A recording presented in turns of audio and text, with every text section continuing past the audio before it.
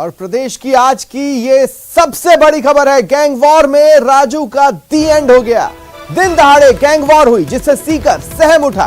राजू ठेहट को मौत के घाट उतार दिया गया। गैंग वॉर के बाद से ही राजस्थान पुलिस अलर्ट पर है। झुंझुनू, उदयपुर समेत कई जगहों पर नाकाबंदी करवाई गई है। सशस्त्र नाकाबंदी यानी ए ग्रेड की नाकाबंदी करवाई गई है। साथ ही जो नेबरिंग स्टेट्स हैं उनमें से खासकर हरियाणा और पंजाब के बॉर्डर पर नाकेबंदी को बेहद मजबूत कर दिया गया है। आरोपियों की गिरफ्तारी की मांग भी इस दौरान उठ रही है। मोर्चरी के बाहर लोग धरना देकर बैठे हैं। वो जरामाई की दुनिया का बादशाह बनना चाहता था। वो अपराध की दुनिया में राज करना चाहता था। वो शौकीन था लग्जरी लाइफ जीने का। वो कार और बाइक की काफिले के साथ निकलता था।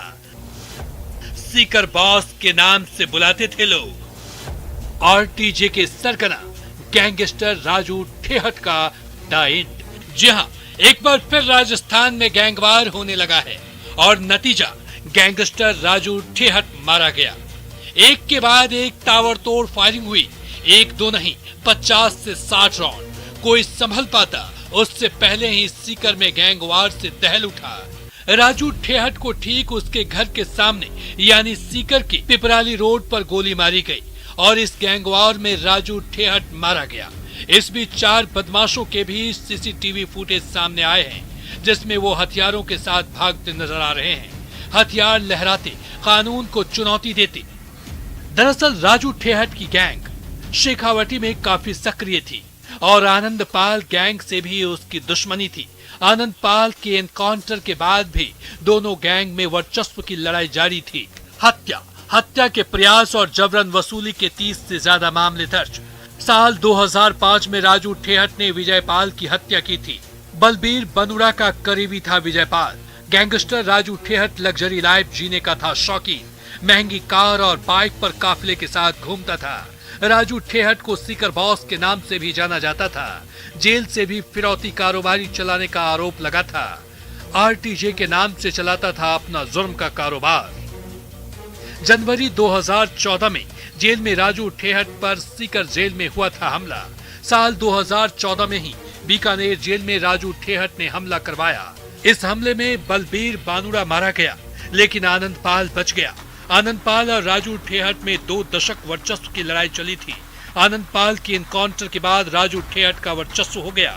रोहित गोदारा ने सोशल मीडिया पर राजू ठेहट को मारने की जिम्मेदारी ली है। रोहित गोदारा ने लिखा है कि राम राम सभी भाइयों, आज ये जो राजू ठेहट की हत्या हुई है उसकी संपूर्ण जिम्मेदारी मैं रोहित गोदारा लॉरेंस विश्नोई ग्रुप लेता हूँ। ये हमारे बड़े भाई आनंदपाल और बलबीर जी की हत्या में शामिल था जिसका बदला आज हमने इसे मारकर पूरा किया है। रही बात हमारे और दुश्मनों की तो उनसे भी जल्द मुलाकात होगी।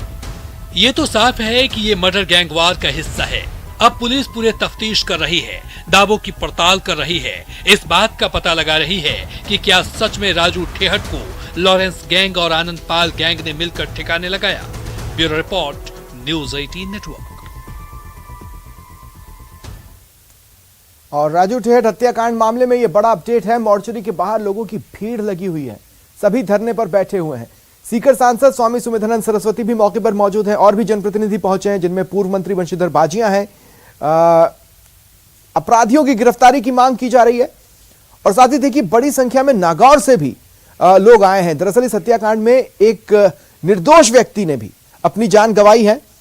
वो भी गोलीबारी की जद में आया। 50 से 60 राउंड फायर हुए थे और ऐसे में वो भी गोलीबारी की जद में आया।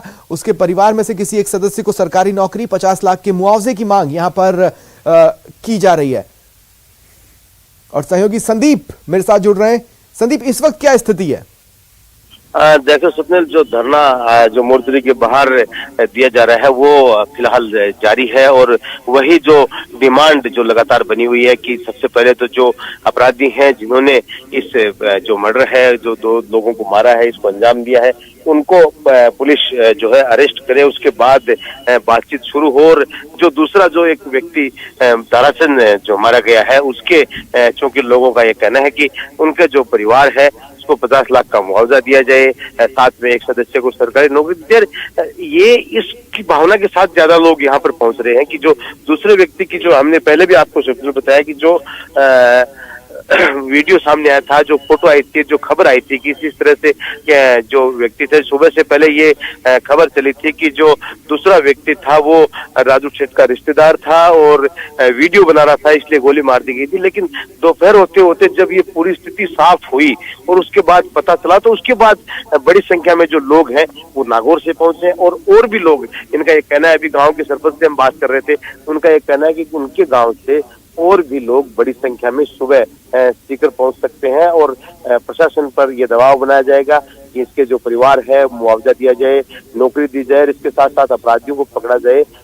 जब तक ये पूरी कार्रवाई नहीं होगी तब तक जो है वो डेड बॉडी नहीं उठाई जाएगी। और राजू सेठ के मामले में जब स्थानीय लोग बड़ी संख्या में पहुंच चुके हैं, क्योंकि जनप्रतिनिधि भी वहां पर है संदीप, ऐसे में मेरा सवाल आपसे यह है कि प्रशासन दाएं बाएं या गोलमोल जवाब नहीं दे सकता। जो आश्वासन देना है सीधे शब्दों में देना है, जो कार्रवाई करनी है सीधे सीधे करनी है। ऐसे में प्रशासन कह क्या रहा है? देखिए स्वप्निल, जो पुलिस के अधिकारी हैं, प्रशासन की तरफ से तो फिलहाल यहाँ पर कोई इतना बड़ा कोई अधिकारी कलेक्टर या एडीएम स्तर का नहीं है जिससे कि जो जनप्रतिनिधि हो बातचीत कर सकें। प्रशासन ने ड्यूटी मजिस्ट्रेट लगाए थे, वो यहाँ पर हैं। पुलिस की तरफ से एडिशनल एसपी लेवल के जो अधिकारी हैं वो यहाँ है। बताया ये जा रहा है कि बाकी जो अधिकारी हैं वो उनके पीछे लगे हुए हैं बदमाशों के। प्रशासन की तरफ से चूंकि आज चीफ सेक्रेटरी का दौरा था जिले में, जो निरीक्षण का कार्यक्रम था, कई और दौरे थे, चीफ सेक्रेटरी जिले में आई हुई थी, तो कलेक्टर और जो प्रशासन के जो अधिकारी हैं वो उनके साथ बताए जा रहे थे पूरे दिन से। अब थोड़ी देर पहले सांसद से हमारी बात हुई, उनका एक कहना है कि अभी उठ करके वहां से गए थे कि हम बातचीत करेंगे, लेकिन अभी पूरा कुछ सामने नहीं आया कि क्या बातचीत अभी होने वाली है या अभी थोड़ा वक्त लगेगा कुछ भी। क्योंकि सबसे पहली डिमांड सुनील ये भी तो है ना कि उनको अरेस्ट किया जाए, तो जब तक उधर से कोई जो अपडेट नहीं मिलता है तब तक ये जो बातचीत है, ये क्योंकि गिरफ्तारी के बिना तो ये लोग भी नहीं मानने वाले। जी ठीक है, शुक्रिया, आप नजर बनाए रखें। और प्रदेश में पुलिस अलर्ट पर है। प्रदेश के 4 जिलों की तस्वीरें आपको दिखाता है। देखिए, जैसे ही हत्याकांड की खबर सामने आई, इसके बाद राजस्थान पुलिस तुरंत अलर्ट मोड पे पहुंच गई और इस बात की आशंका थी कि जो हत्यारोपी हैं, जिन्होंने मर्डर किया है, वो पड़ोसी राज्य हरियाणा की ओर भाग सकते हैं, पंजाब की ओर भाग सकते हैं। ऐसे में आनन फानन में नाकाबंदी जगह जगह करवाई गई है। ए ग्रेड की नाकाबंदी है। भीलवाड़ा, श्रीगंगानगर, बीकानेर, अलवर समेत प्रदेश के कई जिलों में पुलिस तलाशी अभियान चला रही है। आने जाने वालों पर नजर रखी जा रही है, वाहनों की चेकिंग हो रही है। कोई भी संदिग्ध है तो उसे रोका जा रहा है और उससे पूछताछ भी की जा रही है। ये 4 तस्वीरें आपके टीवी स्क्रीन पर, ये 4 तस्वीरें आप अपनी टीवी स्क्रीन पर देख सकते हैं। देखिए, ए ग्रेड की नाकाबंदी का मतलब समझ लीजिए, हथियारबंद पुलिसकर्मी वहां पर हैं, क्योंकि देखिए इस बात की आशंका है कि बदमाश यहां से निकल सकते हैं, गुजर सकते हैं, तो उनके पास बंदूकें भी हैं जिससे उन्होंने गोलीबारी की है। ऐसे में उनसे अगर सामना होता है तो वहां पर बंदूकों का इस्तेमाल करने की जरूरत आ सकती है। ऐसे में सशस्त्र पुलिसकर्मी वहां पर तैनात किए गए हैं। लोहे के बड़े बड़े बैरिकेड्स उन्हें दिए गए हैं ताकि अगर गोलीबारी की स्थिति उनके सामने आती है तो वो उसकी आड़ लेकर हमला कर सकते हैं, सामने वाले के हमले का जवाब दे सकते हैं। जो भी गाड़ियां निकल रही हैं उन्हें कड़ी चेकिंग से ही होकर आगे बढ़ने दिया जा रहा है।